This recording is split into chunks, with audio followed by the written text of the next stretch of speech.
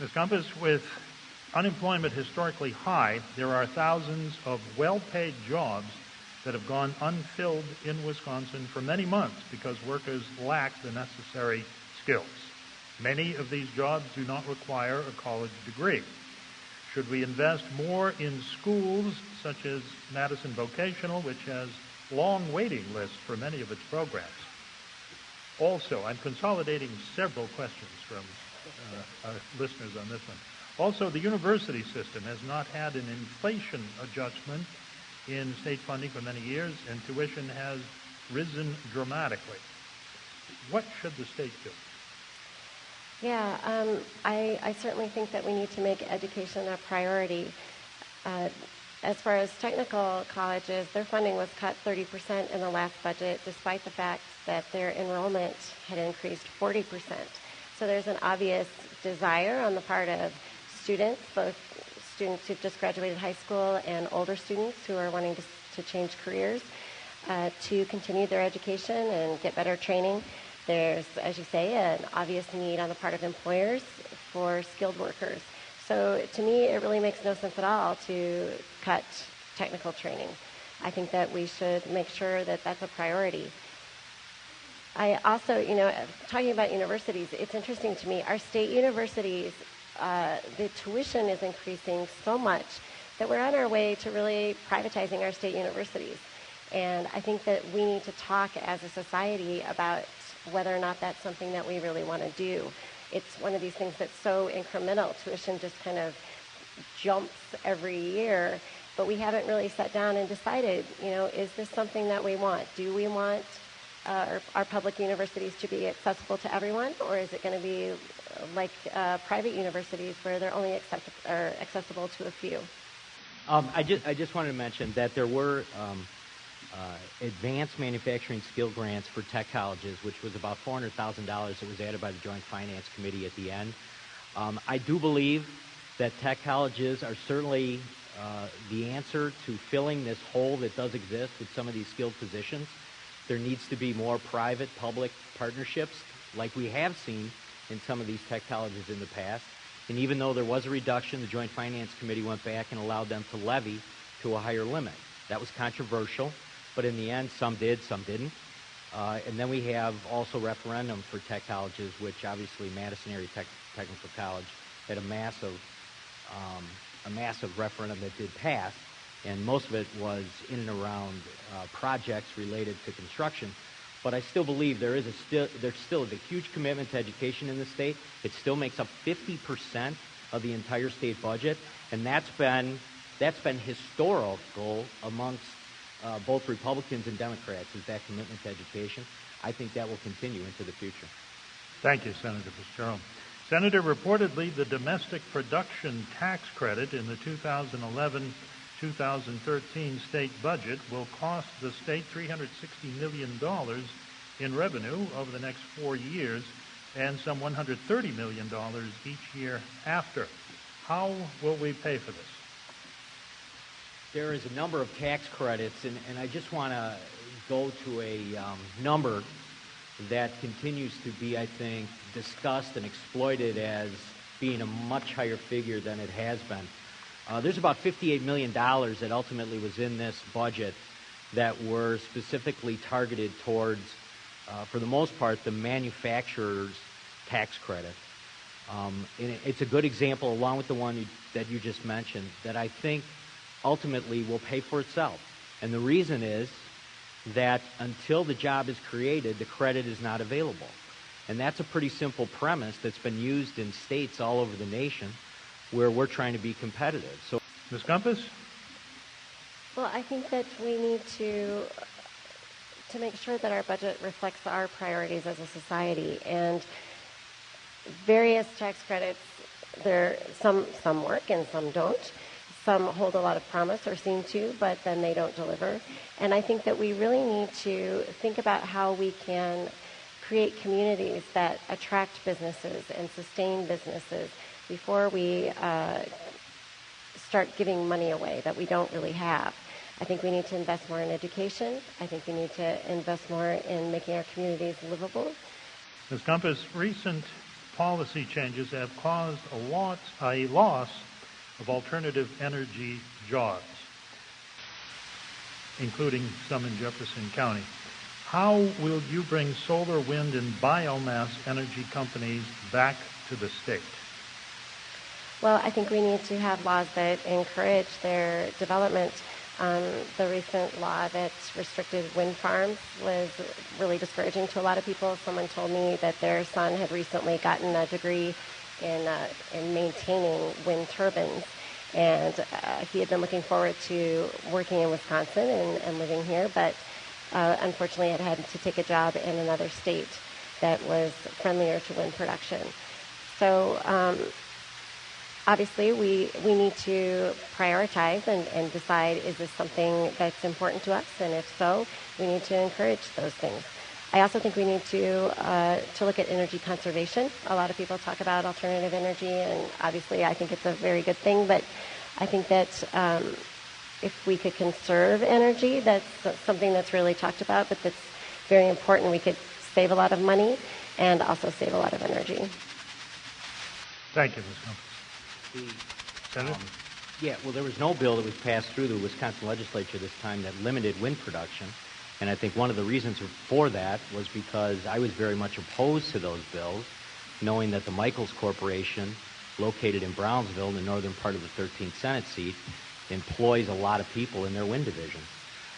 The balance we have to strike, though, is with the power companies and whether or not we're going to force them to participate, because I think if that's the tack that we take, oftentimes what you'll have is a lot more resistance than if you kind of invite them in to that type of production. So I think alternative energy, and you brought up biomass as well, which is another industry that's starting to really take off in Wisconsin. I think there's a lot of excitement in and around alternative energy in Wisconsin, and I look forward to future projects. Can I just... Yes, you can. I just have a question. Hopefully we can make this more of a conversation. As I understood it, there was a law passed that required such large setbacks from property boundaries that they effectively eliminated wind farms or made them unpractical. Senator? Well, there may have been a piece of legislation proposed. My point was there's nothing that was signed into law by the governor that did any of that. Okay. Jobs. We have conflicting figures coming out lately as to how many have been created and how many lost. And starting with you, Ms. Compas, what would your plan be for creating jobs? Do you think the current administration has done a good job, has created jobs? And what would you do to create jobs? Well, I think it's obvious that on the whole, jobs have not been created. It's a difference in philosophy. I think their philosophy is give tax breaks to entities that we hope will be job creators, and the jobs will come. And I think all of us have seen that that is not working. I would base I have based my jobs plan on real economic development principles. I've talked with planners and economic development specialists, and they tell me that they see the biggest opportunity for growth in small businesses. And oddly enough, small businesses are classified as businesses that are 500 employees or fewer, and also farm-based businesses. So I would really focus my attention on helping small businesses. And I would also, as we discussed earlier, work toward an educated workforce. I think that, as we discussed, that we need more technical training. We need more graduates from our state universities who are available and ready to work. We need incentives for job creators.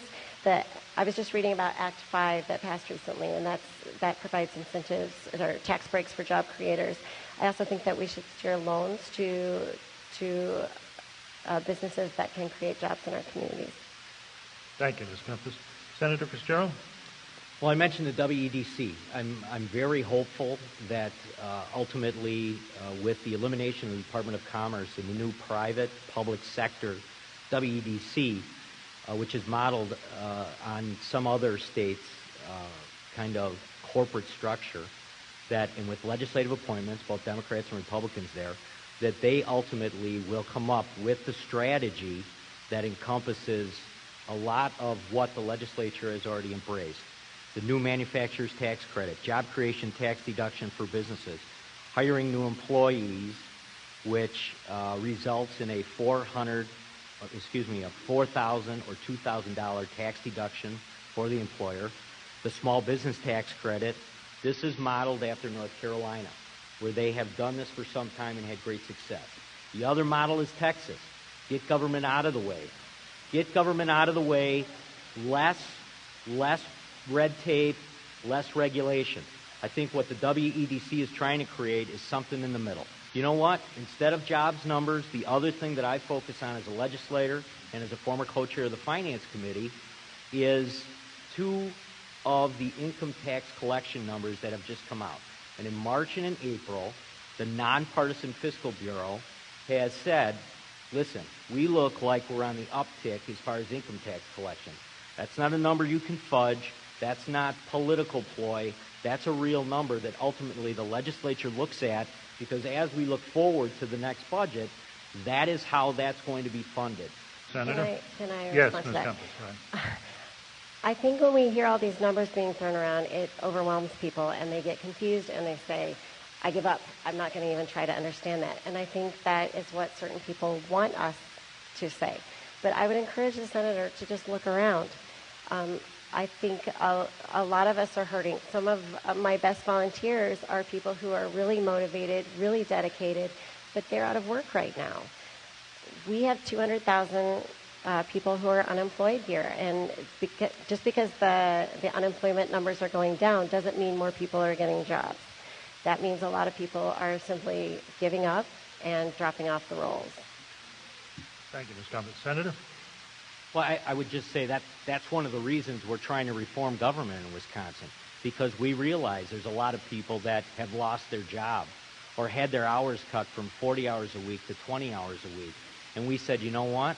We can't continue to prop up this one sector of Wisconsinites that have not lost their job, have full benefits, both health and pension. I mean, if anybody's aware of that, I am, I think, and that's what the case is about.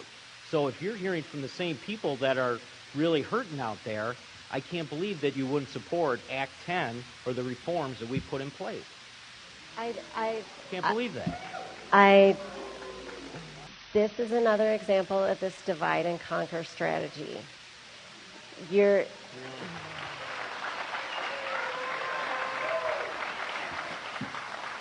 Please respect the candidates. You are turning neighbor against neighbor. I heard you on the news on Sunday night saying teachers were getting paid too much or public employees were getting paid too much and their neighbors were tired of paying for their health insurance. I just don't understand what kind of leader can try to turn neighbor against neighbor. That doesn't make sense to me. Go ahead, Senator. I'm not trying to turn neighbor against neighbor. We're trying to bring fairness. And the fairness is that the public employee unions have for too long been protected from the downturn in the economy. And that's why the people that live next door to them, who are losing their home or paying for not only their own 401k, but the person living right next to them, are frustrated. That discussion's been going on for many years in Wisconsin. But the idea that you're going to remind me that there's people out there that have lost their job and are hurting, I really find that tough to take. Are we done on this one? Or? No, let's keep going. All right, one more. I'm not a member of a union. No one in my family is a member of a union. But I have been told my husband's not a member of a union. Quiet. No, this is interesting.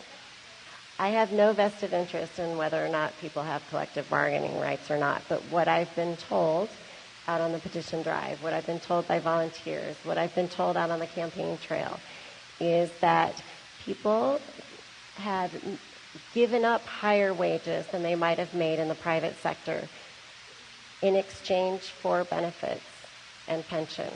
And so when you take those things away from them, you're effectively stealing from them. That is what I've been told. Yeah, I've heard that too. Senator? I've heard that too. I don't buy it. Sit down. Would you escort this man out, please?